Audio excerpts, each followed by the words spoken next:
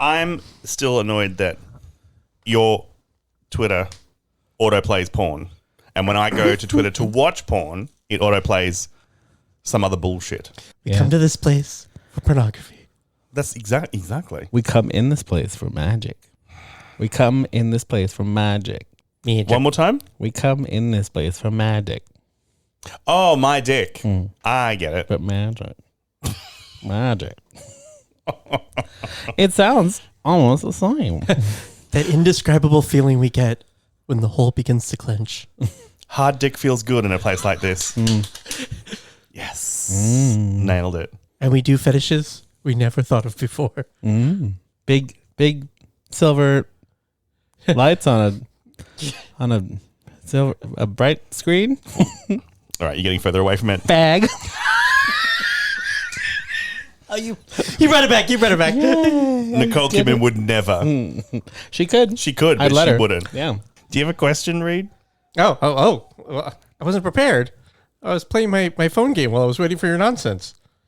The nonsense being recording in the trailer into the mixing desk for us to use in this episode. The phone game being just him just trying not to drop it. You see all that willy-nilly flapping about? Harsh but fair. Yeah. You could tell it was a good burn because Reed had to lean away from the microphone to laugh at his own insults. Yeah. And I had to look to see if I knew where my inhaler was in the room. What are 3 cartoon characters that made you go, Oh, like a hear me out cake situation? Oh, I always wanted to do a hear me out cake, Gordon Ramsay. Cartoon characters. Oh. Gordon Ramsay. No, for the cake. For the hear me out cake. Yeah. 3 cartoon characters that made me go, You know, it doesn't have to be 3. I just wrote down 3, but it could be just any. This isn't really like out of the box thinking, but Johnny Bravo, obviously. Oh, yeah, I could see that. And he did take his shirt off a lot. And he was dumb and a little annoying. Very queer-coded. Just how I like him. Yep. I think we all know, or I said it before, Gaston from Beauty and the Beast. Not for me, but I do see it. We're counting Disney? He's cartoon. Sure, but cartoon and Disney cartoon are very different. Okay. How? They're all cartoon. They're all animation. All right. What distinction are you making in your brain? I just was like thinking like television cartoon. Just cartoon. Any animated drawn character. That opens it up to like movies and shit and decades of them. Yeah, that's what I was saying. Right. But you can just pick TV. What have you got? Well, I said Gaston. Gaston. That werewolf in Animaniacs. The one guy where it's like a little nerdy white wolf and then he turns into like... Explain this character again? I don't remember it. Animaniacs, it was like one shot where it was like this nerdy guy and when the moon came out, he turned into a like Fabio romance character, big buff guy. Oh, I don't know that at all. But okay, yeah. Yeah. Does a computer video game character count? I don't think the word cartoon... I think drawn is the limits of the cartoon. And I think it has to be animated. Okay. So not Nathan Drake or Ezio Auditore di Firenze. Okay, no, got it. Mm-hmm. Cheating? Yep. No, I think what I want to see is because it's abstractly characterized, I want to see what it is that like draws you in that's not a realistic human being. You know? Samurai Jack. Yeah. That was one. Especially when he got like the beard and he was all like roughed up. That was a good one. Oh, I know one. It is Disney, but it's Paul Bunyan.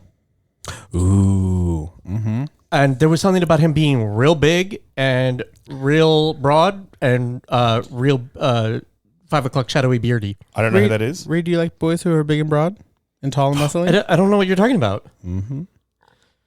Everyone agrees with it, I think. This is not... I'm not reinventing the wheel here. Mm-hmm. But it is Disney, animated, non-human, Robin Hood, I was going to say Robin Hood. and Little John. Oh, yeah. Oh, wow. All right. No, Little John was the good one. I was thinking Baloo, too. But also Prince Philip from Sleeping Beauty is a little hottie who gets tied up. Oh. What? Original animation, Uh-huh. Optimus Prime. Nice. Whoa. Like it. I like it. That's that voice, right? Wow. Yep. Wow. Nice.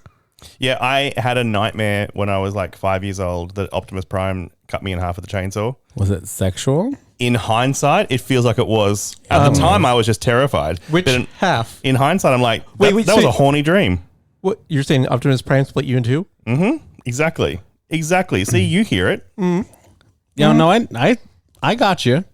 But at the time, it was just a horrible nightmare. And in hindsight, I'm like, huh. You got Terrifier 1. No, Terrifier 1. not that way. Yeah? No. Magician? Across. Magician. Oh, Okay. less sexy, but Yeah. Ned Flanders. Several seasons in. That's sure. I'll give you that. no, especially when they accidentally filmed him in the shower. I do know you're right. I do remember that. Stupid sexy Flanders. Yeah, that. Stupid sexy Flanders.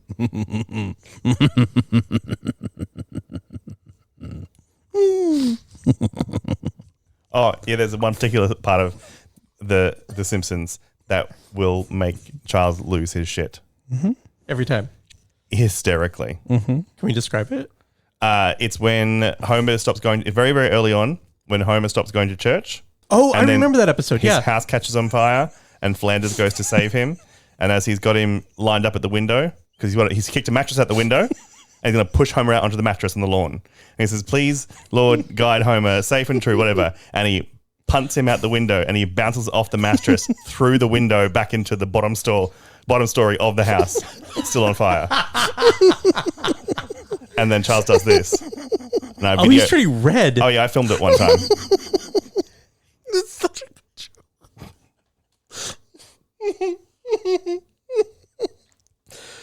Oh my god, he's crying. He's puffy. He's so... What are you doing? Nothing. What are you doing? What doing?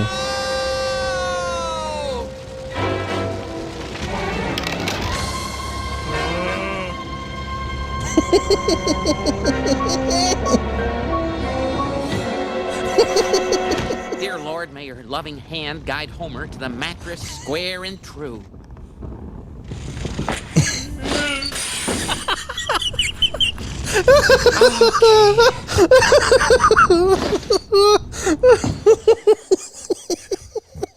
See, this is the laughter. This is the laughter after having had it described. Just like I just described it, he laughed, and then I showed it to him.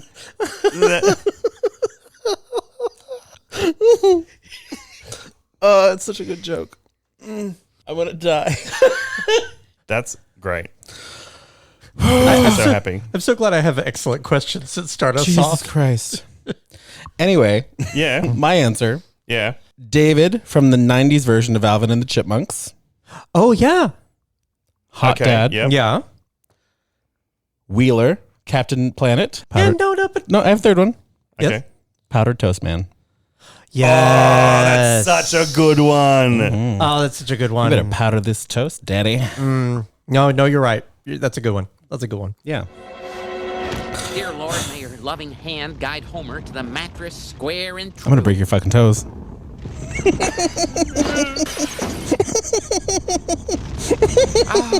The voice acting is quite good too. I just love that it gets Charles every time.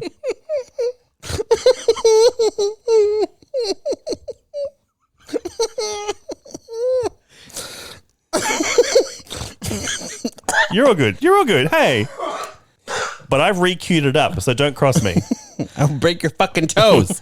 I could add Kronk from Emperor's New Groove to my list. Yeah. Mm-hmm. And, Oh, yeah. and Pacha.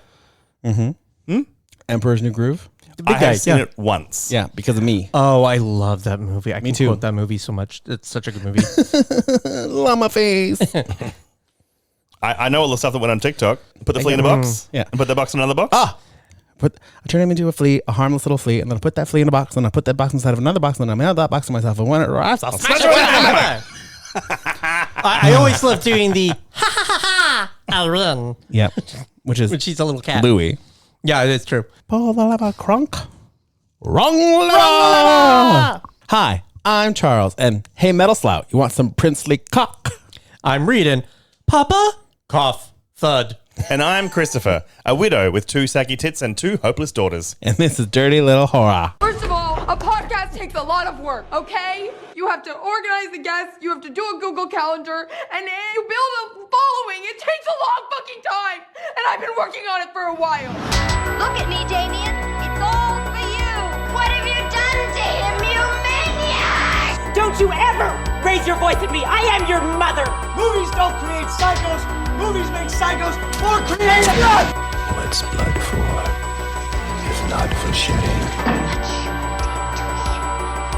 Look what you did to him. Listen, asshole. Halloween, Texas Chainsaw, Dawn of the Dead, The Hills Have Eyes, Amityville Horror, Last House on the Left, Friday the 13th, and A Nightmare on Elm Street, My Bloody Valentine, When a Stranger Calls, Prom Night, Black Christmas, House of Wax, The Fog, Piranha. It's one of those, right? Right? I was real off on that one. Were you? For the listing of the movies that she does, Yeah. the Kirby list, I somehow skipped one in my brain and then I was off for the rest of it. It's because you just ate. I did just eat. Thank you. She sat. You just consumed food. She's eating while she sat. Fuck off. Yeah. Charles, how did you go this week? Snorting Australian drugs. What do you mean? What Australian drugs? I wish you had told me. Yeah. The wonderful addictiveness that is chicken salt before today, because I just did several lines of it off of that table over there. Dead. Well, correction number one, I have told you about chicken salt. I talk about chicken salt a lot. I talk about it constantly. Yes, and the chicken salt that I currently have in my apartment, one would call a chicken fault. Because this shit is fucking magic. Okay. The shit you gave me in the other tub, Also magic. Don't even try with me. pedestrian.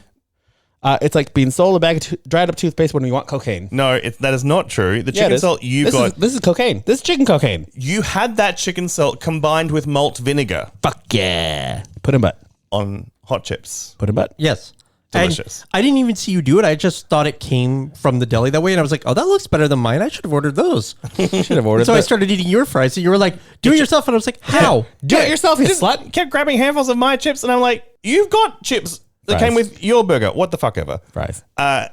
Salt your own fucking hot chips. Yeah. And I was like, wait, you can do that? Sure can. If you've got chicken salt and malt vinegar, which I have. Well, I've actually just used up the last of the malt vinegar. But yeah, got plenty of chicken salt. Should 3 lines of that. Hope like now I'm jonesing. OD'd. I OD'd on chicken salt. All right. Well, yeah. the next time an Australian is coming over and I'm asked what I want brought back, I'll ask for more of that brand of chicken That salt. specific chicken salt. All right. You want Matani. Got it. Yeah, just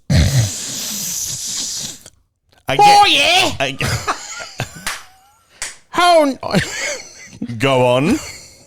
it's shrimp on the bottom. How do you feel about Foster's? It's Australian for me. Well, that seems authentic to me. I love that. Yay. Rude. I don't like it. Please stop hurting my foot. Please stop having a foot to hurt. Reed, how'd you die this week? Star Trek Lego. Oh. Star Trek Lego. Oh, he's allowed to slap things. Star Trek Lego. When he's dying, Star Trek Lego. although he's going to break that Star chair, Trek Lego. Star Trek Lego. is there some new Star, Star Trek Lego. He took all my beans. Yeah. They can give me my beans back. Give Charles some of his beans back. Give me my beans back. Okay. He's waving a foot like he's presenting the Disney Channel. I probably did a lot better than they did. All right, Selena Gomez. Put it away. Get fucked. How dare you? Hilary Duff. Hey. Hey. I don't know any other Disney Channel people. Miley podiatrist. Fucking hell. I mean, we got the top 3 with Yeah. Selena Gomez, Hilary Duff, and Miley Podiatrist. Yeah. Yeah. I mean, you can't get better than that. You can't get better than Miley Definitely Podiatrist. Miley Podiatrist, sure. It's so good. It's so good. I don't know what to tell you. Okay, so the Star Trek Lego. Got it. Yep. They did an announcement by having Captain Picard teleport in and then turn into a minifig. And I screamed. and I send it to everybody. Okay. When is this being released? Because I know we're going to have to go through this all again when it actually gets released. I don't know yet. And I'm not quite sure what it is, but I have been digging. And it's probably going to be the Enterprise D from the original Next Generation series. And I'm hoping that we also get like minifigs of like major characters, but I don't think it's going to be any like, we won't probably get the bridge or anything like that, but we'll probably be getting like ship models. Can you have a bridge in space? The bridge of the ship. The bridge of the ship. Like 2 ships? No. The bridge in a ship is it's like the cockpit. Oh, why did they just say that? Oh, it's the words they've used. Yeah. It's a naval term. Why they call it the cockpit?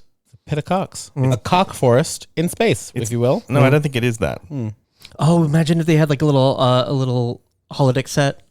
That could be fun. Would it work? I don't know. What do you mean, would it work? He's all frothing at the slit for it. I'm just so excited to see like a little minifig Worf. 2025, Christopher. They haven't done teleporting yet. I want a minifig Beverly Crusher with her little coat, and definitely a Deanna Troi in her weird little skin tight suit with her boobs out. Be hilarious. I know that we're talking about Star Trek, but it sounds like you're listing soap opera characters. I am. It's Star Trek. Okay. It's soap opera in space? Yeah. With aliens? Have you not seen Star Trek? I saw one of the movies. But none Which of one? the episodes have crossed your path? The one with Chris Pine? Chris Oh, Pine. that was one of the new Trek. Yeah. But no, like episodes of The Next Generation weren't just on when you watching TV? Oh, they were. Okay. Disassociate. Oh. My associated. My dad was a Trekkie. And whenever it was on, which was for some reason seemed to be hours at a time every fucking night. Yeah, late at night. Yeah, it's what they filled the time with in Australia as well. Just fucking not paying it. I guess I'll read a fucking book. God, this is some boring shit. No, I have no idea what any of those characters. Kirk? Captain Kirk. That's the original series. Spock? Yep. Original series. Gay dude. Han Solo. That's Star Wars. Han Solo. George Takei. That's the original series. He was Fun fact, Sulu. what he's wearing today is ugly. Really? No. What? George Takei was also a special guest on the Britney Spears episode of Will and Grace. Oh. Fun fact, what he's wearing today is ugly. You know what they say? Queer Takei on tomorrow. Oh my God. Terrible. Move on. All right. So yeah, Star Trek Lego. Take the beans back off him, Reed. Why is it that we can't just split the beans between the three of us? I need more beans. No, you fucking don't. He can't have more than me.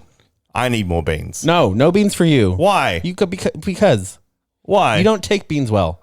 What do you mean? What do I do with beans? Yeah, you just fart them right out. That's not true. You don't Yeah. use them to power yourself the way Charles does. Yeah. Wait. Wait, what? Yeah. Hey. What? I don't like any of that intonation, but give me my beans. How did beans making you two energy when it refers to me immediately becomes fart? Well, because his are coffee beans, mine are jelly beans, and yours are baked beans. Am I wrong? Yes. You've never had beans. You don't get beans. You mean I've never had beans? You never had beans. I'm just naturally effervescent all the time. Yeah, out of your butt. Yeah. Christopher, how'd you Yes. die this week? Jesus Christ. We should never do 2 episodes in a row either. This is crazy. I know, it's not good. This is all your fault. You birthday having slut. My fault. Yeah. My fault. Yeah. I'm the one who's suffering here. No. I'm the one who has to stay up late You demanded this. Of your own accord. because I dare to go on a vacation. Well, Yeah. You should regret the day you were born. Yeah, that's.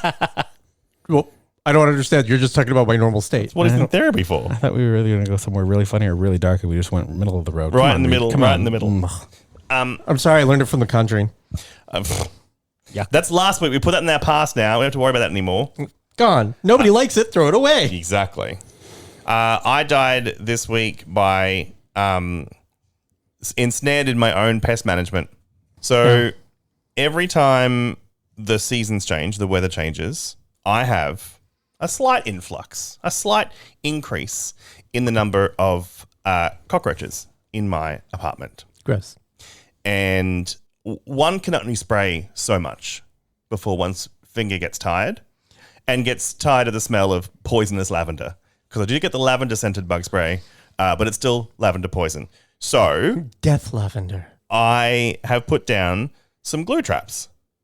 And I recently put one near the oven because it's at the far end of the kitchen. I don't go there very often.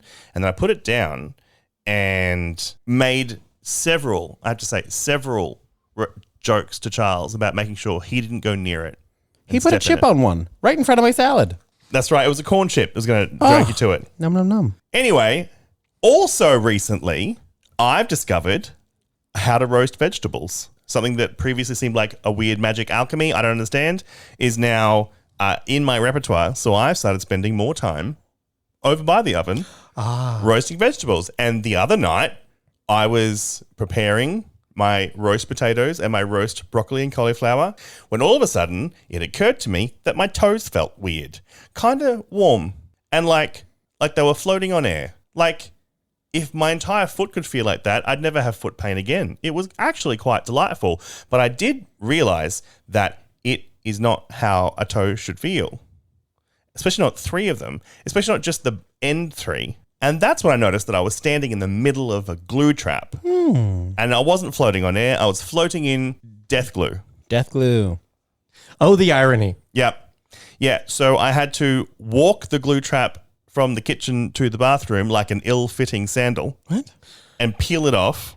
In the bathroom? I wanted to be where there was water and soap. Oh, okay, fine. The kitchen has water and soap, I believe. Yes, in hindsight, sure. But didn't occur to me at the time. My brain said, get to the bathroom. So that's why I get it now, because you chewed off your own foot to get out of the trap. I did.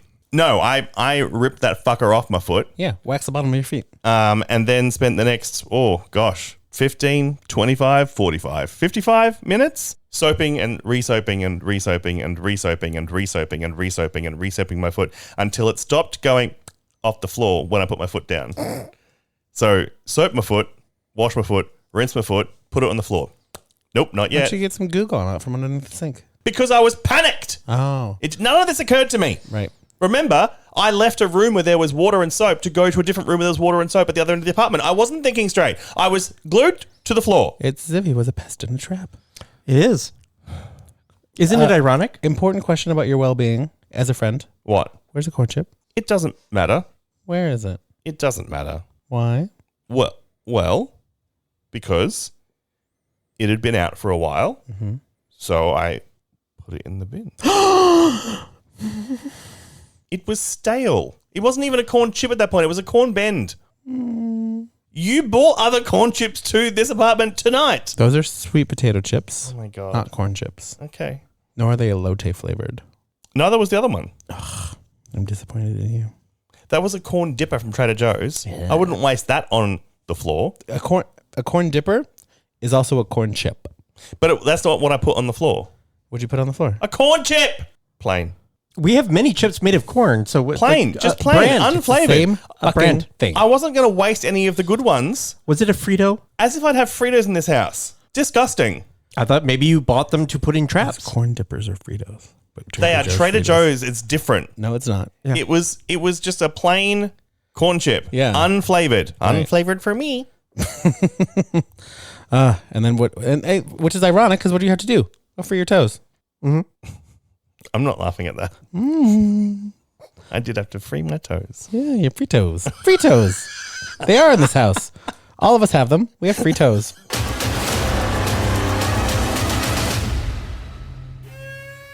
Dorothy Hamill introduces the conditioner for short hair. Short hair has special needs, like body and bounce. That's why Clairol developed Short and Sassy. It's the protein-enriched conditioner just for short hair, with more than twice the protein of the leading conditioner. Even after blow-drying, it gives short hair lots of body and a look that's shiny, swingy, easy to manage. That's the Short and Sassy look. It's world figure skating champion Dorothy Hamill's look, and now it can be your look too. New Short and Sassy from Clairol.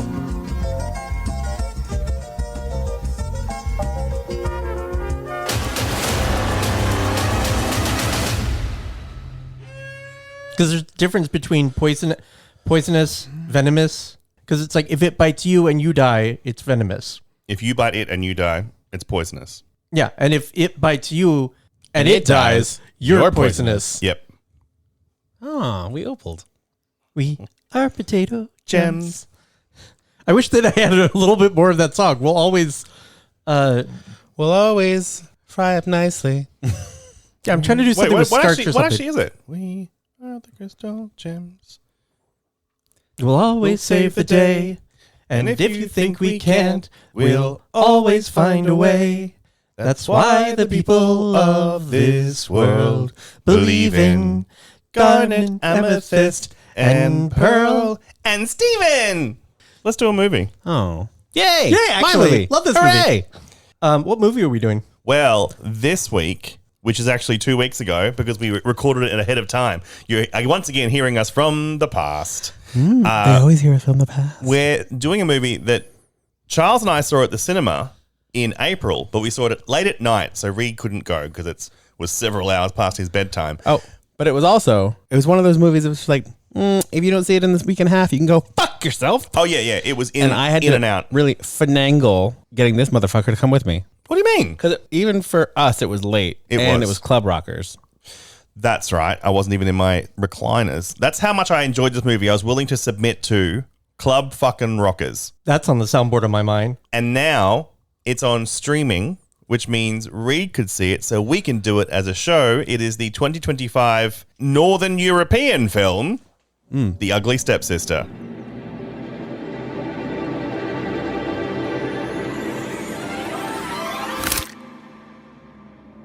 Vem passar.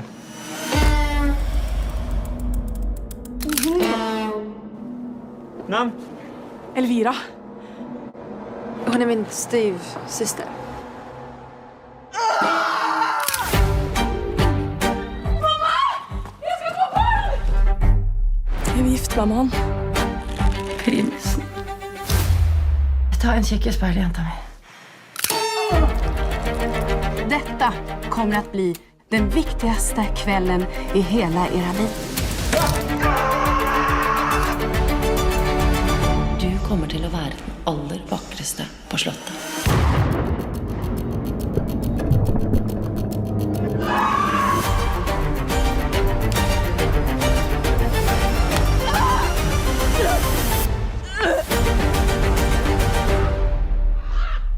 Yeah, I dug that music. The best I could do for a trailer that doesn't have any English in it.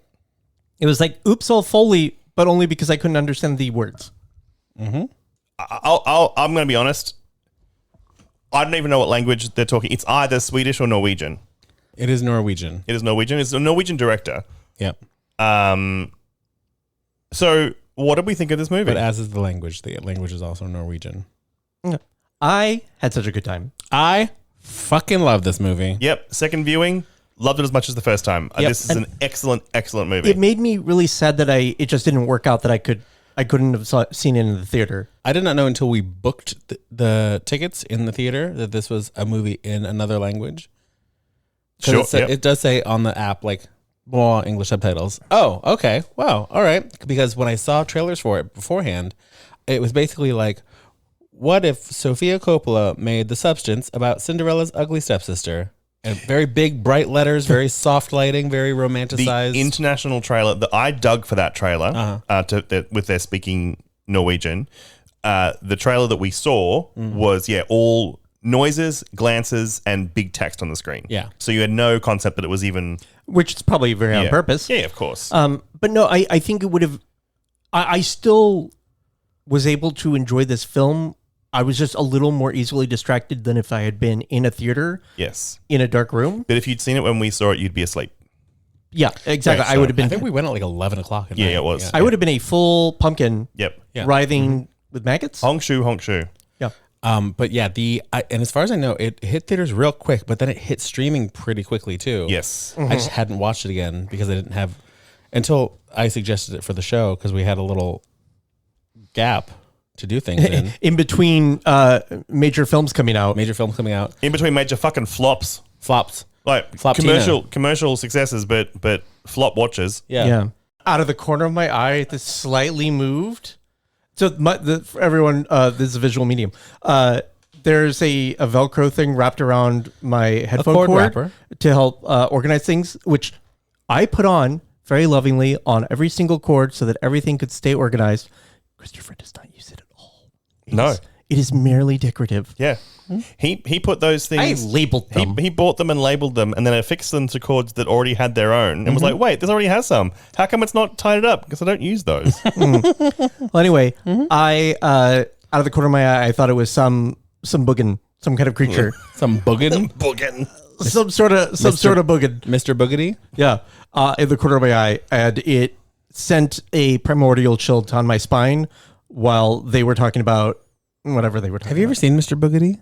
Mm-mm. Oh, it's an old Disney Channel horror movie that is Mr. Boogie and then Bride of Boogity. They are fucking terrifying films for children. Oh, that sounds the awesome. Disney Channel used to run. I wonder if they're on Disney Plus. Anyway, keep talking. I like Do you your know that phrase, just- boogin. Yeah, a little boogin. It's some sort of boogin. I don't even know where I got that from.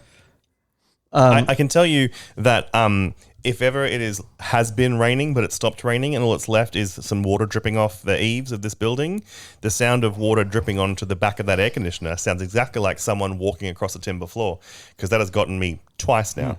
I ain't been dropping no eaves, sir. What about things that drip off the atoms of the building? Ow!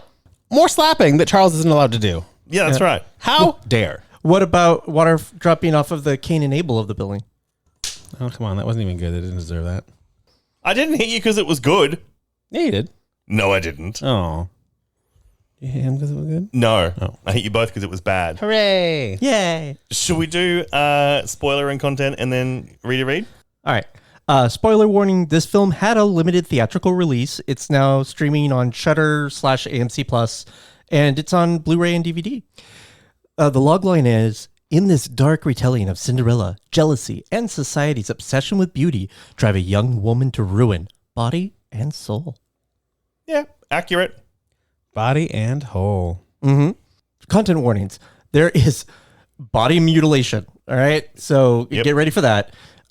Graphic cosmetic procedures. Yep. 2 dongs and 2 long hangers. Oh, yeah. Yeah. Dongs. Dongs. Ding dongs. Like, prosthetic or not, erect dongs. Yep. Erect dongs. Oh, Tits. yeah. And tates. Yep. Tits. Tits. Right. Shall we do our read? Sure. Start this off? Because this is fun. This is a good movie. I'm excited to talk about it. Shut up in the background. You shut up in the background. Rebecca, a widow with 2 daughters, weds Otto, a widower with 1 child named Agnes. Each believes the other is wealthy, but on their wedding night, Otto dies, leaving everyone penniless. Agnes, proud and sharp-tongued, scorns her stepmother and stepsisters for their low status, even shaming Rebecca for wasting money on vanity while Otto's corpse decays unburied. With no fortune left, Rebecca turns her hopes to Elvira, her eldest daughter, and schemes to marry her into royalty. Elvira dreams of Prince Julian's love, but her mother knows her daughter's plainness cannot compete with the striking beauty of Agnes. In desperation, Rebecca subjects Elvira to brutal treatments, primitive surgeries, a tapeworm diet, and endless etiquette drills, shattering her spirit and twisting sisterly admiration into festering envy. Okay, we got one of those reader reads where the person who wrote it, which I assume is not you, has misunderstood some vital components of this movie. One being, this was primarily Elvira's wanting. She hated her nose.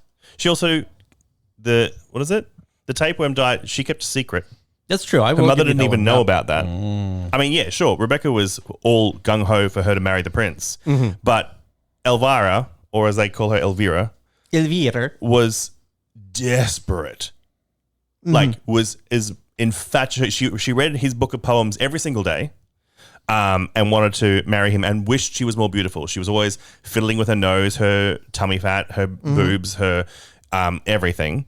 So I think they were both complicit. Yeah. My one thing with that is that Rebecca has more life experience. So she knows, like Elvira sitting in the doctor's chair with like a chisel about to go into her nose, has Yes. no idea really what's about to happen. Yeah, she didn't know what the nose job entailed, for sure. She does not understand what she wants in the same way that her mother does. Her mother's like, oh yeah, of course. I think if you want a nose job, then yeah, we can definitely do that. I'll make it happen. Yeah. I could make some arrangements. Wink, happen. Yeah. Wink, wink. Yeah. It is interesting that there's a thread throughout this film about, and there is like almost like a miniature story about Rebecca. And because after watching this, I thought about the mother a lot and started like empathizing with her because all the stuff she's doing to make everything happen and to keep all the balls like in the air, literally, to keep juggling all the balls, is that she basically is paying for everything with her body. Yeah. In a very similar way, in a mirrored way, I guess, that Elvira is paying with her body, but in a not sexual way. And just as a side note for our listener, I need to drive this point home. Do you understand how powerful a story point has to be, how powerful a characterization has to be for Reed to examine the mother character and view her with sympathy? Like, the fact that you just said that is wild. And she is the wicked stepmother. She is the wicked stepmother. Of fairy tale. But this story is done well enough that you can look at her character and go, fuck. And you know, and you can still look at what ends up being Cinderella character and understand why she does what she does. I think everyone is very sympathetic except for the men who are just cardboard cutouts and dicks. Yay, dicks. Rebecca's using nature's credit card. Yeah. The hairy checkbook. The devil's coin purse. Sure. But the thing is, I think this movie does an excellent job of figuring out a balance. So whereas all of our main characters, minus Alma, I guess, the other stepsister, who's just fucking great. She's just like, she's like, I'm not doing this generational trauma. Yeah. You guys are nuts. I'm going to go read some books. I'm going to tell you you're nuts. And then I'm going to leave me the fuck alone. But it is absolutely possible at any given point to see the justification behind the behavior of Elvira, the stepsister, and the stepmother, and Agnes / Cinderella. Yeah, because at one point, like they're it's not like Cinderella's such a darling little. She's not your Cinderella that we're used to. Who's just like, everything's wonderful and these mice are great and sure, I'll clean everything and not complain. No, but she also doesn't understand the privilege that she has of being beautiful. Right. Yeah. Elvira starts off as a very kind, mildly selfish character, but kind enough before she becomes engorged with jealousy and body dysmorphia. Yeah. The thing I love at the movie is that as she goes through the process of becoming quote unquote more beautiful, she reaches a point where she is gorgeous and then goes so far beyond. Like a lot of people who get obsessed with surgeries and things. And then becomes a brat as well. And then Rebecca I wouldn't call her an evil stepmother. No. She is a woman of the time who has to survive. Doing her best. Not overly cruel to Cinderella, I don't think. She does kind of strip her of her title and make her work in the kitchen, but that's because now her house can be looked at as a house of ill repute. Yeah. And it's going to mess with her daughters if because people are already waiting for women to fail. Not like she's like, if you in that scene that we're not even close to yet, if you would have just slept with any man with money, I'm fine with that. But a stable boy? You get dumb the fuck bitch. out of my house. And you're not a virgin anymore? Yeah. Anyway. I mean, because we even have like later on the prince's whole thing is the only people invited to the ball are virgins. Yeah. And it's like, well, one, how are we going to know? But also, like, if it gets out that she's stooping the stable boy, she's not going to get any chances with anybody. Right. Of any repute. You didn't write this, did you? No. No, I can tell. No. Why? It's awful. Oh, okay. Read's better than this. Mm-hmm. But there's more. I'm just reading ahead to the creative read, which we should do at some point soon. Just so everyone knows, this whole read, we'll try and fix it as we go when we talk about it. But this whole thing is geared as if everything was masterminded by Rebecca. Yeah, which is unfair. Well, I guess that you're right. She was the one who had the experience and was able to facilitate these things. This was all what Elvira wanted. Yeah. Yeah. She wants to marry the prince. She has braces, which like that's a certain sort of pressure. We'll get there, but there's a phrase in this thing that says Elvira weakens under her mother's cruel regimen. No, she embraced that regimen with both arms and full breasts. No, but she her mother's saying you can't eat this, and so she's hiding food. Yes, but again, that's not weakening. That's defying the regimen. So this, I'm just describing this read as annoying. Yeah, and then and her mother knows nothing of the tapeworm. The person who wrote this is cobwebbing. Yeah, that's fair. They've over-identified somewhere. But she doesn't get the tape. Her mom has no idea she has the tapeworm. Yeah, and it's her secret weapon in order to keep eating whatever the fuck she wants. Yeah. And where did she get it from? Her teacher. That's right. The headmistress. Yeah, the headmistress of the finishing school of the refinery. And Rebecca is also sleeping with the headmistress, right? No. No. Oh, then who was the other person? The dance teacher. Oh, I thought that was Rebecca was the headmistress. Dance teacher, headmistress. Okay, so lesbians. But I think she looked enough like Rebecca to me that I thought Rebecca was literally sleeping with every major person that made stuff happen. No, but the problem is with this movie is that both Rebecca, the stepmother, Elvira's mother, and that school headmistress have the most quintessential Scandinavian beauty. They are both shockingly beautiful women. And yes, they do look similar in that regard. Okay, so I got this idea that Rebecca was basically for every consultant that's brought in to fix she was Elvira, fucking all of them. She was paying with the tap to pay machine. Yeah, tap that to pay. Yeah. One of the surgeons she doesn't even pay that way. The surgeon, she just says you'll get paid the second she becomes queen, which the surgeon's like, okay. So they've both got an ego on them. Rebecca for thinking that her daughter will definitely marry the prince, and the doctor for thinking, yeah, my work will make her prince worthy. Yeah, for sure. But I mean, there is a bit there then with Rebecca having plans that Elvira thinks. There's a bit of parental expectation that if you're a people pleaser type, then you're going to also.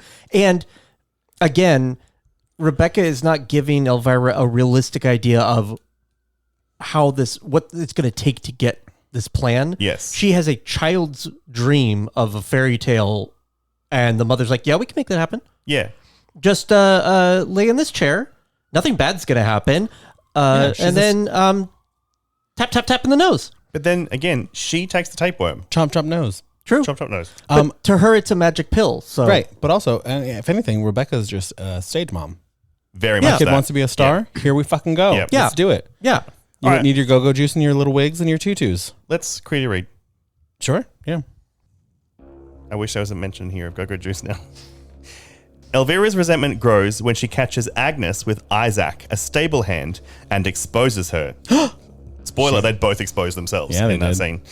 Please, there are ladies present. Furious, Rebecca punishes Agnes by casting her into servitude, mocking her as Cinderella.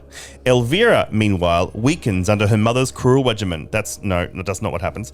Her body failing even as Agnes continues to shine. What?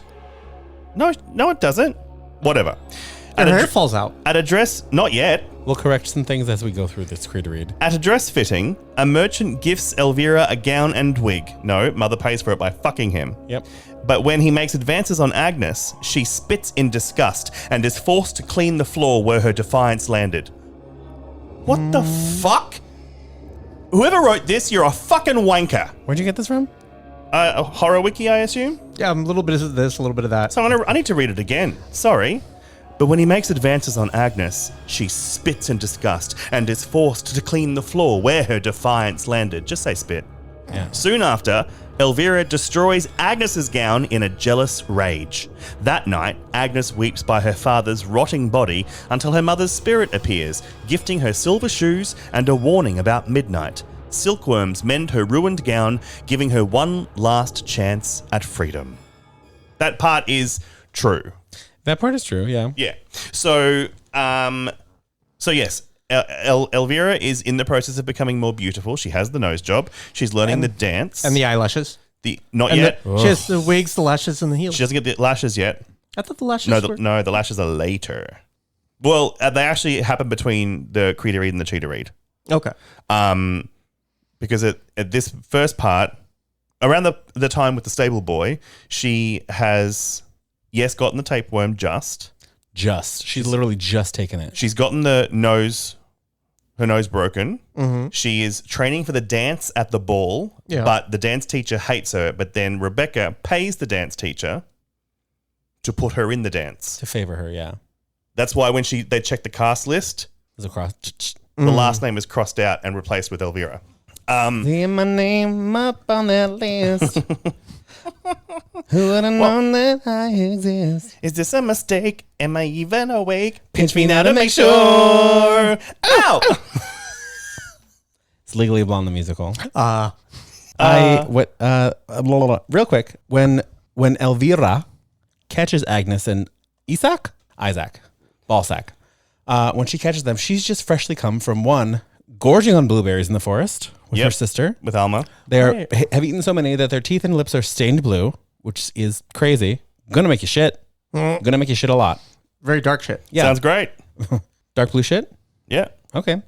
And then her sister Alma leaves and's like, "Fuck you, bitch! I'm taking your horse." Oh yeah, Alma's so fuck you! I'm taking your horse, bitch. She's so disgusted by Elvira wanting to have the tapeworm that she fucks off. Yeah, my horse now. Both horses. My horse. I'm taking the car. And then Elvira stumbles upon the prince and his idiots. Yeah. Talking about whether or not it's better to fuck a whore or a virgin, and then he says about her, kind of to her, I guess, because they're like, "Put your dick in that," and he's like, "I wouldn't fuck her. I don't want to fuck that." No, gross. So when she gets back to the barnyard and finds Agnes, Cinderella pleasing her Cinderfella, she is not only like shock, awe, oh my god, she's not a virgin and she's fucking a stable boy, ew. She is consumed with jealousy because she's just kind of been spurned by the one person in the entire world who doesn't really know who the fuck she is, and she's desperate for, and wants to fuck him so bad and be a queen. Yeah. So which is weird. Like his poetry that he writes is, I mean, it's garbagey. Like it's filth disguised by poetry. Yeah. But to her, it's beautiful love sonnets. She doesn't know anything. Yeah. Yeah. She thinks they're tremendous. She has no taste because she has no experience. But again, the wanker who wrote this, she's forced to clean up where her defiance landed. Left out the whole part where she sees the prince and the prince is fucking rude to her. Yeah. And then she sees Agnes and Isaac. Then she sees them fucking. We see the hint of a labia. Yep. Then a hard dick. Dick. And then the whitest, milkiest cum you've ever seen on camera before. Yeah. It almost has that like 90s. If that's a prosthetic dick, that is an excellent prosthetic dick. Yeah. But that prosthetic cum, that is no. It pearlescent. It's just Go-Gurt. Opal. It has a big old bubble in it. Yeah. By the way, when we sang Legally Blonde just before, we were Smoky Quartz. That's a Stephen Amethyst. Hooray. Fusion. Smoky Quartz. Wait, what's Amethyst and Pearl? Opal. Mm-hmm. And Stephen and Amethyst is Smoky Quartz.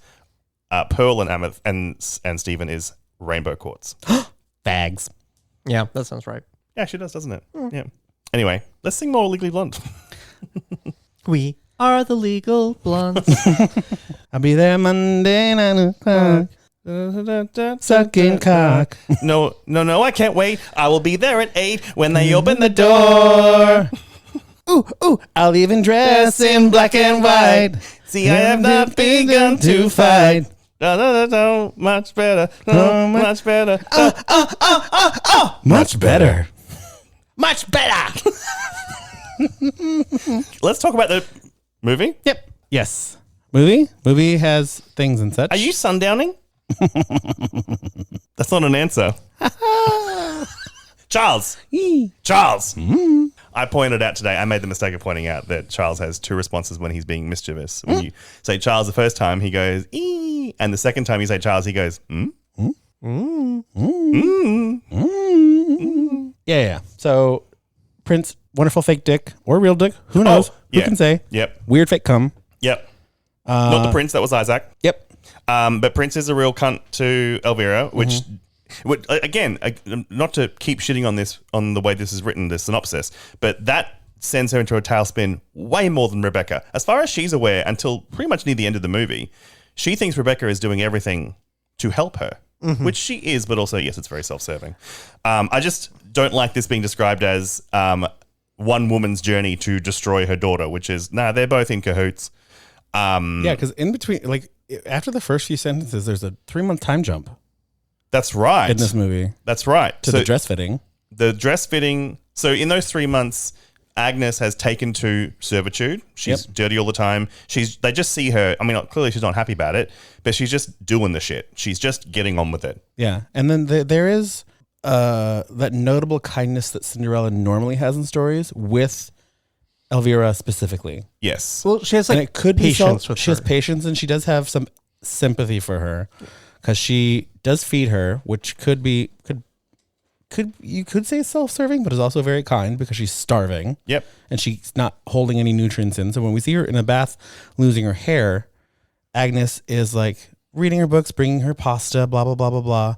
Well, guess we won't need my brush much longer. And then there's that tiny little bit of cruelty that comes back. When she was, I mean, granted, I wouldn't be nice to someone who made me a slave in my own house. And I don't know about you guys, but I feel like I thought at the very beginning of the movie, Agnes was just kind of a bitch.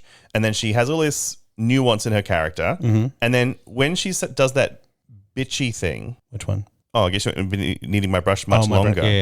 It feels like it gives the Cinderella character depth, angles that the storybook doesn't give Cinderella. Yeah. I think this movie is very good at creating nuances and classic characters that should just be archetypes. Yeah. And they make them full-fledged people who all have pros and cons, as opposed to evil stepsister, ugly stepsister, evil stepmother, Cinderella's great. Yeah. And they're all complicated characters. All people, while still following the rules of the story. Exactly.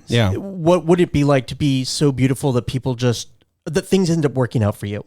What is it like to be... Wonderful. I'm going to kick your tits off. No, my tits. The rest of us have to work. The rest of us have to be charming.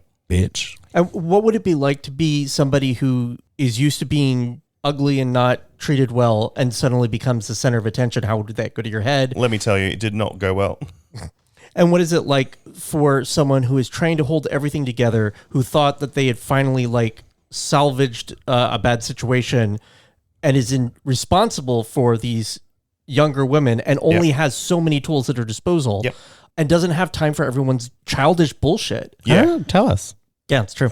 And has to sleep her way through everything. That's, I think, one of the most powerful and best achievements of this movie, apart from its own story being fantastic. Because the Cinderella story, quote unquote, is off center to what the movie is about, but the story does play out in front of us as the movie progresses. But in terms of, we've had an era of stories, of origin stories, of gritty reboots, of gritty realistic bullshit. This does a real world retelling of Cinderella perfectly with characters that make sense, that aren't just storybook archetypes, with a real world setting as much as it is, with only a tiny hint of magic. Silkworms do make her dress, but it's not, there isn't, a flittering fairy with a wand.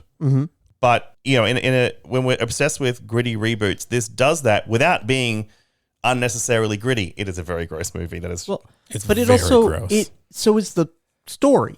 Yes. So I think it almost it started with the ending and gave you a reason for why they're willing to do what they do in the story. And I don't want to spoil the movie, even though it's in the Grimm's version, people chop stuff off. Yeah. You know how they're doing that thing where we're redoing it. We're doing that movie again, but it's much closer to the book this time. Yeah. It's that, but actually done well, because it is technically closer to the original story than any Disney blah, blah, blah version we've ever gotten. Yeah, that's true. And sort of like how anytime somebody does a Stephen King novel and is trying to listen to Stephen King more and it turns out like shit. Yeah, we're looking at you, The Shining TV movie. We're looking at you, Carrie, starring Julianne Moore. Yeah, let other people tweak your story if it's going to be in a different medium. Yeah, everyone makes the same decisions and has the same outcome, but we flesh out why a person would actually do those things. Correct.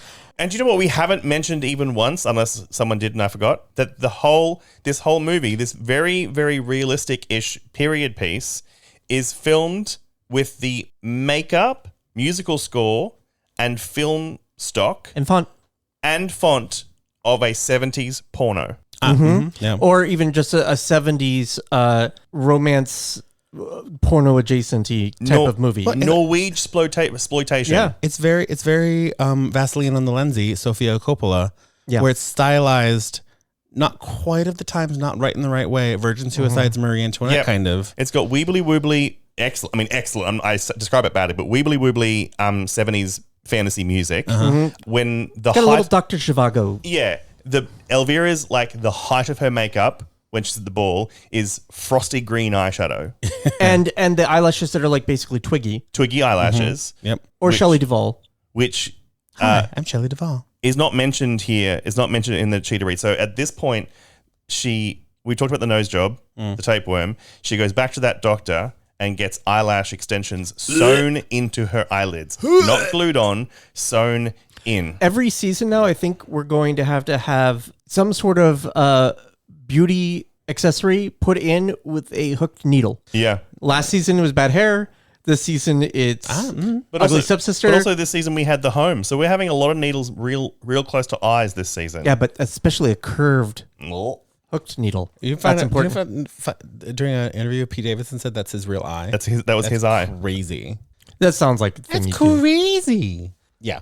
I couldn't watch. No, thank you. Everyone- No watching for Charles. I was thinking about how like Agnes is kind of like Cordelia when she lost her money. Oh, yeah. You know, you're kind of like, oh, I can kind of sympathize, but I can also understand how you became the person you are. Because if you have money and you're beautiful, who would expect you to also not be kind of an asshole sometimes? And also, like, I don't know, sometimes people deserve it.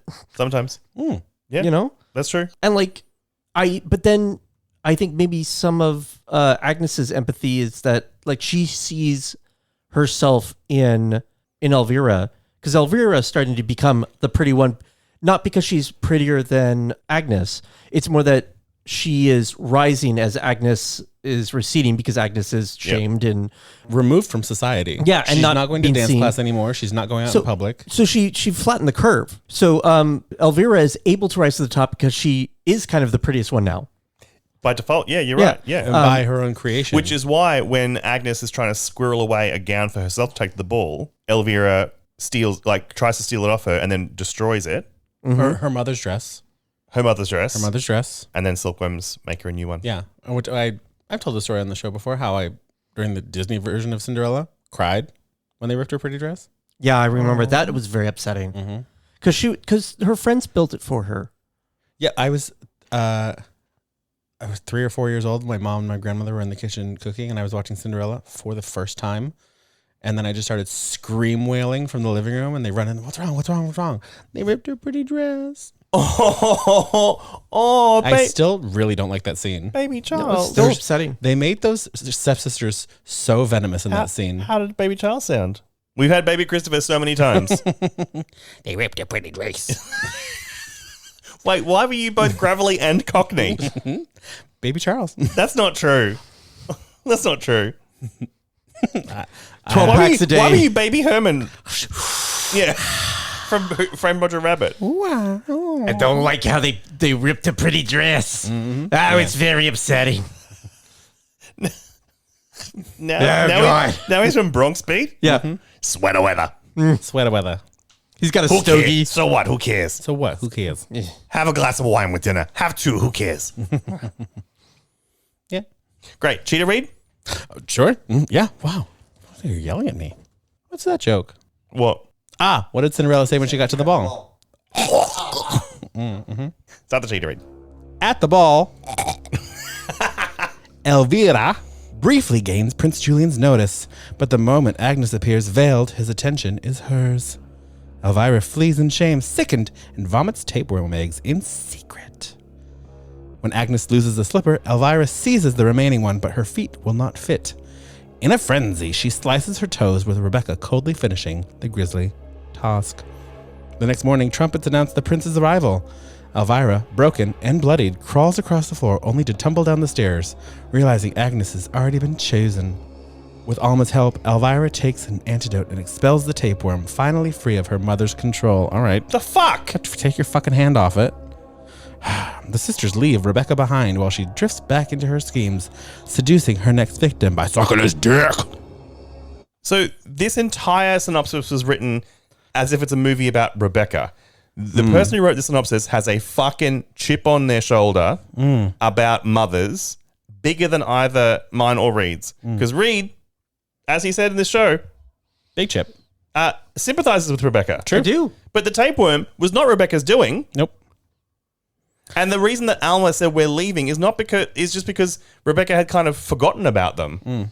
And I think Alma's also, her point of view is also like, we need to get you away from this world. Yes. Because you make bad decisions. Correct. In it. Because I will say I think the toe chopping is a great microcosm of what the movie is trying to say. Yeah. Because I will say, like, Elvira gets this idea because she's losing her mind. She's like, I can never win. I'll never win. Even with her face covered, she's more beautiful. She's more elegant. She's more something. And then she's just Everyone like, I will wants her. get my foot in this slipper. And why won't anyone notice me? I've worked so hard. I've worked harder than she has. Yes. And still can't get the attention that I deserve. Yep. I've done all these things to myself. And this girl can, like, have sex, do whatever she wants, be a scullery maid, and still get the prince. It's funny because Elvira is acting like somebody who thinks they're in a fairy tale while also being in a fairy tale. Yeah, you're right. She's also not really she's under the influence of her mother when it comes to wanting to marry up. Yeah. She's not under the influence of her mother when she's taking tapeworm eggs or when she's cutting off her fucking toes. But also we don't know. I would also say that, your children are shaped by their parents. Sure. Quite a bit. But like it's not like in the original one where the stepmother's like, give me your heel, ugly one. Give me your toes, ugly other one. Yeah, children are shaped by their parents, but I also think this isn't a movie about children being shaped by their parents, and the synopsis isn't that. But that's fair. I do want to talk about the toe chopping scene because it is my favorite scene in the whole movie. So good. Because of it has in the scene itself, like kind of a shocking twist, quote unquote, that I didn't see coming, and then when it plays out, you're like, well, that was obvious the whole time. So she holds up Cinderella's slipper, this tiny, dainty slipper, because of course it fucking is. Of course it is. And it has to be said that Agnes is shockingly beautiful. Yeah. But she's just normal looking against a model. She holds the tiny slipper up against her foot, right slipper, right foot, looks at it, compares it, sees what she needs to chop off, goes to chop off all her toes. She slices, it doesn't work because she doesn't have the strength. So she gets a block of wood from the fireplace, and then tries to use it to hammer the blade through her feet. Can't get all the way, passes out. Her mother runs in. With that lovely bottle of fucking morphine. Yes. And then, but the mother looks at her, morphine. Looks at the foot, looks at the slipper, and says, Elvira, you've cut the wrong foot. The prince has the left slipper. And that's when I'm like, oh my God, of course she fucking does. And it's that in that little mini scene twist, that horrifying, like, oh fuck. And then Rebecca's like, don't worry, love. Yeah, take this morphine. I'll finish the job. Mommy will take care of it. Finishes chopping off the right toes, but then chops off the left toes as well. So she's good to go. But also, there was something interesting. I don't know if you noticed, the way she chopped it was how you chop like meat and chickens and stuff. That woman is not an aristocrat. She was born on a farm. Yeah. Oh, I didn't know. Yeah, that's right. She chopped and then scraped. Yep. And even when before they've gotten home, because I'm very surprised that Rebecca even left her money dick in the other room to come deal with this, because at the ball, even if she can't get that prince, she's trying to get Elvira to get an anyone, earl, a baron, a duke, a lord, a fucking sea merchant guy, pillar of business of the community, a man of business. What do I call him? A fishmonger. Yeah. Like literally anyone who has a nice business that can keep us alive. Yeah. Basically. And when Elvira fails at that because she only has eyes for the prince and doesn't give a shit about anyone else there, because her because as soon as he goes to Agnes, she just fucks off. Yeah, she's like, she shuts down. I couldn't give a shit. I don't who the fuck is carrying me around this dance floor. I could not give one single fuck. Oh, it's Agnes. Let's go kill that bitch. Yeah. So when she brings home fish guy, Yeah, because Rebecca brings home fish guy. brings home fish guy, young big dick fish guy, being Which like, well, could if my be daughters worse. can't secure our future, I guess I'll have to. And if this guy's willing, Yeah. like this, yay, husband. Yeah. Yeah. Mm-hmm. Exactly. And then for I think you like the toe scene, which is, I did watch through Eyes in the theater. I couldn't watch it again last night. I liked. I know what happens. I liked the psychological horror of the toe scene of that, of the watching her do it and think To it herself. out and follow through and do it herself, and then get told you did the wrong foot. And it's so funny because it's like, I think the mother, you can sense this like, okay, you know what? I am proud of you for literally doing whatever it takes. Exactly. But also, good God, of course you did the wrong. Yeah, but no, fine. It's fine. Mommy will fix it. That part is awful. The worst part to me is when the next morning, when every single thing she's worked for the past 4 months is Falls undone. apart. Yeah. In that one trip from her bedroom to the outside, To the front door. Because she obviously can't stand on her feet because they were all open bloody wounds. She falls over, smacks her face against the floor, cracks a tooth. Yep. Braces. That's right, because she also has braces at the beginning of the movie. So the braces wasted. She Wig off. wig gone, hair now mostly fallen out. Yep. She commando crawls across the floor to the top of the stairs, and then whoever, whether it be her or the stunt person, is a one-shot tumble down the stairs. That's a horrifying slide down face first, followed by a couple of tumbles sideways, and then another slide down face first. And the face first slide down at the bottom ends up with her smacking her nose into the floor. So now her nose is broken again. Worse than it was before. Yeah, it's like all crooked witchy. Yeah. So she has a fucked nose, munted teeth, no toes, No hair. and no hair. Yeah. And still has creepy crawlies inside her. Yep. Who are just eating her alive. Yep. And in a weird way, this is the best thing that could happen to her because it makes her give up on the dream of being Agnes. Yes. And Part of this is because, like, girl, you can't compete with Agnes. At this point now, you were so close, almost touching the sun. Your wings melted. You're done. Crash land. Boom. Stop flapping. Yeah. And the tragedy being that, you know, she didn't need the nose job either, but like once the braces were off and the nose job happened, you know, with that nice dress, she could have met a baron or an earl or a man of business or a fishmonger at the ball. And if she had tried. And married quite nicely, except she wanted to be Agnes. She wanted the prince. Such tunnel vision. Yes. Yeah. It's this or nothing, which I really identify with. Me too, to be honest. But it's either this or nothing. Yeah. What do I have to chop off in order to fit into these shoes? Yeah. Yeah. And I think that's why it's so nice at the end where, one, it's probably in a weird way, I think Rebecca is going to do much better not having her daughters there. Oh, 100%. Because now she's just got herself to worry fish about. guy. Yeah. And she's good at taking care of herself. Yes, she is. Fish dick. And then, but also we've got Alma to the rescue. And Alma pulls her sister away. Elvira's real Prince Charming was her sister all along. sister. Yeah, which is kind of great because she does get put on the horse and gets taken away all fairy tale like. They get wheelbarrowed Downstairs. down. Yep. Yeah. And the weird thing is they're both giggling about it. Yeah. Yeah. Because I'm like, well, at least Elvira's been through something wildly traumatic. Yeah. And she's like, hee, this is so fun. Down the stairs we go. Bye-bye. Bye-bye, mama. I really like the way that ends with the two of them. No, me too. Yeah. But then, if you stay through the credits to the very end, you get this tiny little snippet at the very end credits that shows Agnes's father. So at the very beginning of the film, Agnes pitches a fit at Rebecca because she's paying for Elvira to get a nose job, but not paying for the funeral. And in the way it's done, without a funeral, he can't go anywhere. So he's just in the next room rotting. And then later on in the movie, when she gets visited by the ghost of her mother, he's like fully bloated and wet, and there's worms in him and shit. Covered in maggots. She visits his body, and the maggots become the caterpillar, the silkworms that make her dress. Then at the end of the movie, after the credits, one last shot, back of that room, of him now being a fully desiccated skeleton. Covered in cobwebs. So in the end, Agnes was kind of a bitch because the minute she had the prince, she didn't give a fuck about her dad either. And also, you know, think about what is Agnes's life going to be like because that prince is an asshole. Yeah. So it's like, I think everyone's going to have a better life if they could just be a little more self-actualized.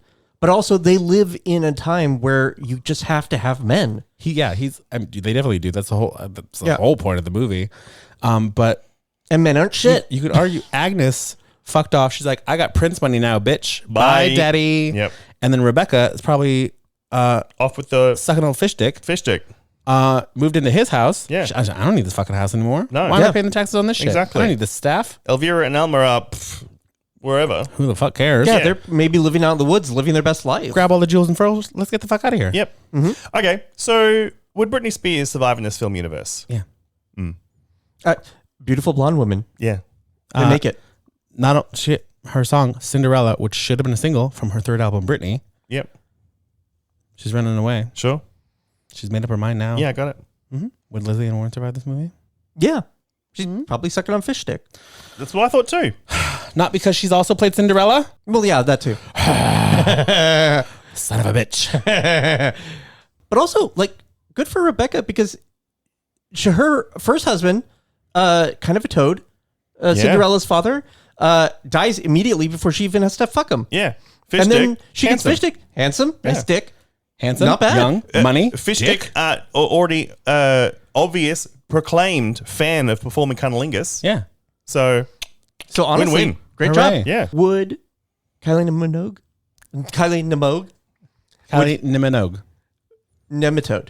Would Kylie Minogue survive this horror film universe? Yes. Okay. Okay, are you ready? No fun Cinderella reasoning? No.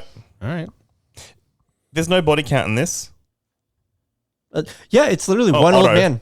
And he doesn't die because of anyone. He just dies. So either wheelbarrowed by your sister off into the night. We did not Danny Minogue is there. We did not describe how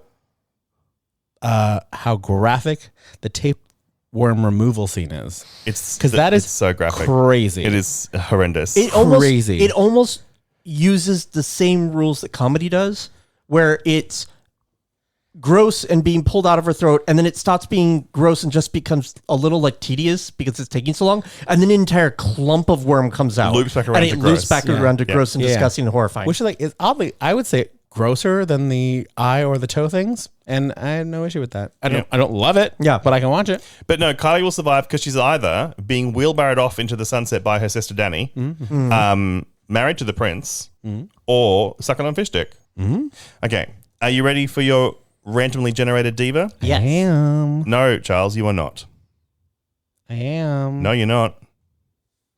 Would Tate McRae survive in this film universe? Yes, she would. When did she get added? What? When did she get added? Months ago. Really? When you first started obsessing over her. An obsession? I would hardly say obsession. You literally described it as such to me. Who? When? When you first became obsessed with her. I don't. That doesn't sound like the right word I would say. No, it doesn't, does it? No, it doesn't. But it was. Hyperfixated, maybe? Manic over? Really throwing around a bunch of words. Your word salad over there. Anyway, would she survive in this film? Yeah, yes, she would. Because you want her to? She's so pretty. Because she's so pretty. Yeah, she would win at the ball.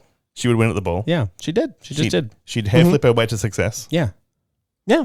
Yep. No, I agree because we've seen her down in the dirt and still being sexy. So That's right. The craziest thing about Tate McRae coming up is that she was the last name on the list because I added her the most recently.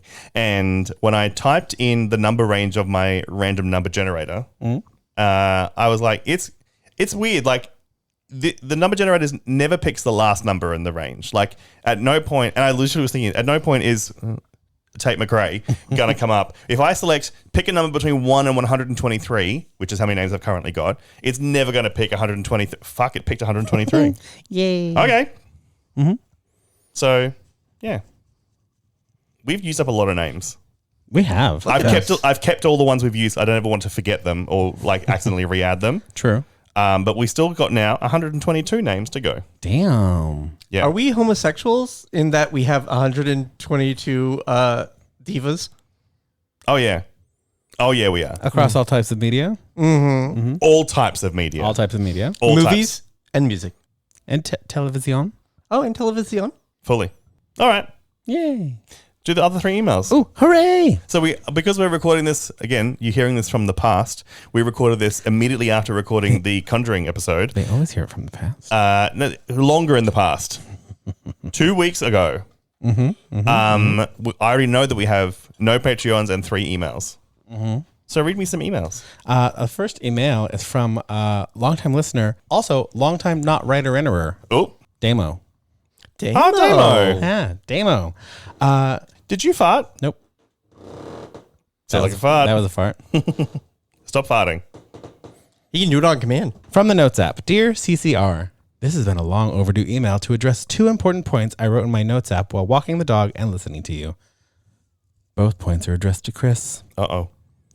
1. In your listing of the many, many fabulous lime-flavored chips, crisps, and accoutrements, you forgot Red Rock Deli's lime and black pepper chips. Oh my God, I did. I can polish off a family value pack in 10 minutes, and as such, they never enter my home. Yeah, fully. 2. Chris, it must be months ago now, but I made a note to tell you that straight guy and his girlfriend, who I think was on crutches, in that bar were definitely scoping you out as a third. What? At my sister's wedding? Oh, yeah. I could not, for the life of me, tell you why, but I've been approached quite directly numerous times, always the dude leading the way, by straight presenting couples. I'm yet to take any of them up on the offer. I feel it must be said, Chris, you are clearly a hot commodity. God damn. If Crutch's lady was wanting to sit in the cuck chair, yeah, I just like that dude's dick clean off. Yeah. Can I be in the cuck chair? In the crutch chair? The girlfriend's in the crutch chair. Yeah. So you want to sit in the windowsill? I want to be the chair. She's going to sit on you? Okay, deal. The more the merrier. That's not actually true, but, you know. Yeah. Thanks, as always, for keeping me company on long walks with my elderly staffy who, despite her arthritis, must pee on a specific fence 3 kilometers from our house with a picture of a dog cocking its leg with a big X over it. She definitely does this out of spite. How I died? The combination of hay fever season and swooping season saw me sneeze directly in the face of an oncoming magpie. She was so offended she returned at night and smothered me with a pillow. Cheers, Dr. Damo. That's right. Dr. Damo. He's a doctor now. That has also changed since I last emailed, though not sure how I feel about using it. No, I like Dr. Use Damo. it. Whenever you Doctor. write to us, Damo, you have to sign it off Dr. Damo. Doctor? Also, Well, it also makes him sound like a radio DJ. I didn't tell either of you this. I forgot to inform you about this, that Damo messaged me back in June. Dr. Damo June? messaged you in June? He messaged me, hi, possibly weird question. I'm writing an academic article about queer horror podcast readings of the Babadook after the memeing of Mr. Babadook as a queer icon. I include the DLH episode in my analysis. It's one that you two did without me. Yeah, our episode. But I name check each host of the overall podcast. Is it okay if I use this and your names? And I was like, yes. On your behalf, I'm like, fuck yeah, go for it. So we are in a journal of medicine. We're in a academic paper. He Cited. He submitted it, so not sure if it's going to be published yet. But he did say that if the place he submitted it doesn't want to publish it, that he's got like several other places he will submit. So yes, we'll end up in an academic article. Ooh. Academia. Yeah. I did not get that message asking for my sign off. We're No, I got it. I approve. Why you? You're not even in the episode. Because he and I have hung out. we're cited sources. Do you know there was a brief window when I got divorced before I moved back here, where I moved to for those last few months. It turns out Damo was 4 blocks away. Yeah. Our next email is from Every time. Every time it should be the same. I make the same face and make the same noise. I'm not guessing. Keely. Yay! Yeely Fit Keely. Yep. Subject line. Hey. Gotta keep my streak alive. I saw Weapons in IMAX. Thanks, Charles. And I have a new favorite movie for 2025. Sinners is a co-favorite. I know, it's so difficult. I did feel a little old when it started because I immediately was like, I wish they would turn this down. After listening to your deaths, is Christopher collecting being hit by vehicles like the Infinity Stones? Yes. TTFN, Keely. What's next? We got a boat? We got a bike? Yeah. We need a car? I'd rather not have a car, thanks. Scooter? No thanks. Kangaroo. No thanks. Clown on a unicycle? Yep. Skateboard. No. Rollerblading. Yep. Toboggan. Ooh. Wait, if I'm hit by a toboggan, that means it's likely that I'm out tobogganing. So yes. Oh, right. Yeah. Can we go tobogganing this winter? Nope. Why not? I don't like it. You don't like tobogganing? I don't know. I've never done it. I've sledding. What's the difference? It's the same fucking thing. Oh, no, like a toboggan versus a sled are two different things. What the fuck is a toboggan? Is that the one that looks like a trash can lid? That's what I thought. Toboggan? Like a rubber tube or a bin lid or a sled. It's all the same thing. Can we slide down snow on something? Yeah, sure. Jesus fucking Christ. We could slide down a pile of snow just from when they clear the street and put on top of the garbage.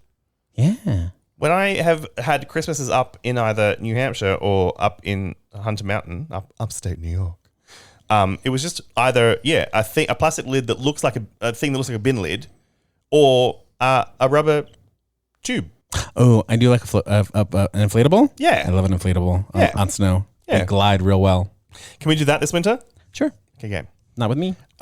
Next email is also from Keely. Hooray! We did it! We got there. Subject line is cruel.